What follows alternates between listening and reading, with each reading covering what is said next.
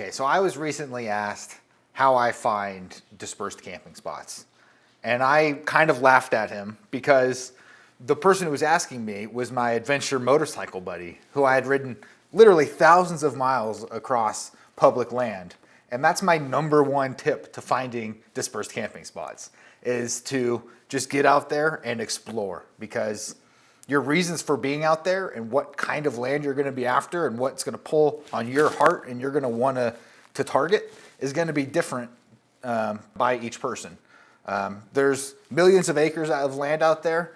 Some of it's fantastic, and a lot of it is just kind of whatever. So it depends on what you're doing. So there's two major types of public land.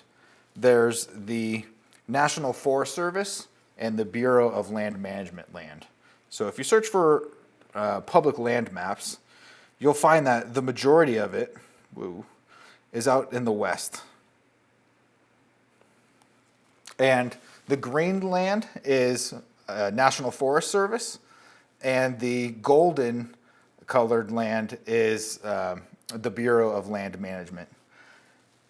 They differ a little bit in that the Bureau of Land Management seems to be a bit more Wild West, where you're going to find they allow more off-established road driving, so true off-road driving. In the National Forest Service, they are more restrictive about seasons, width of your vehicle, and how far off the center line of the road you can disperse camp or operate your vehicle. They provide all of this in the motor vehicle use map. They provide it free of charge. It is really kind of your end all to where you're allowed to be in the National Forest. They do provide an interactive map online if you go to trails.idaho.gov.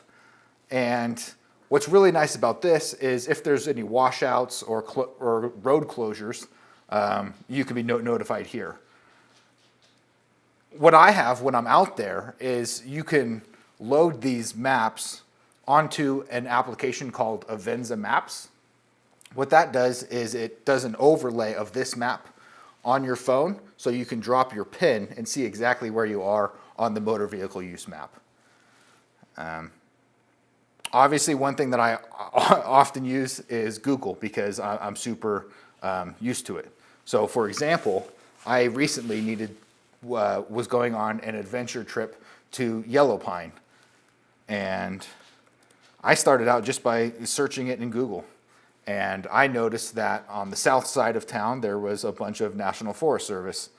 I just swap it on over to satellite view. And long story short, I identified this Forest Service road and several campsites along it. This is the one I ended up choosing. And I worked there for a couple of days and had a great time riding with my friends who met me up there, and we did large loops around, and I discovered a lot of the land firsthand again. And then one thing I did do to cross-reference all that information was I purchased an app called Gaia GPS.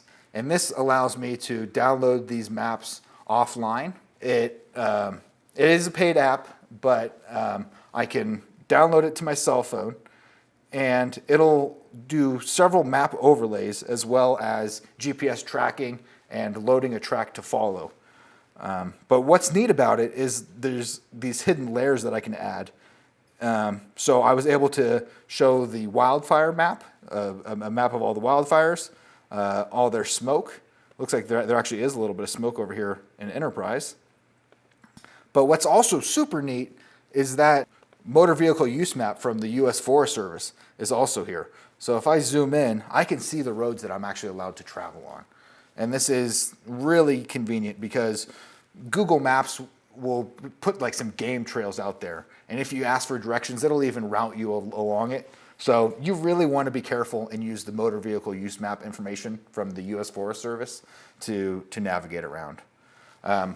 That's how I do it, and these are the apps that I still find myself using after 4 years of doing it.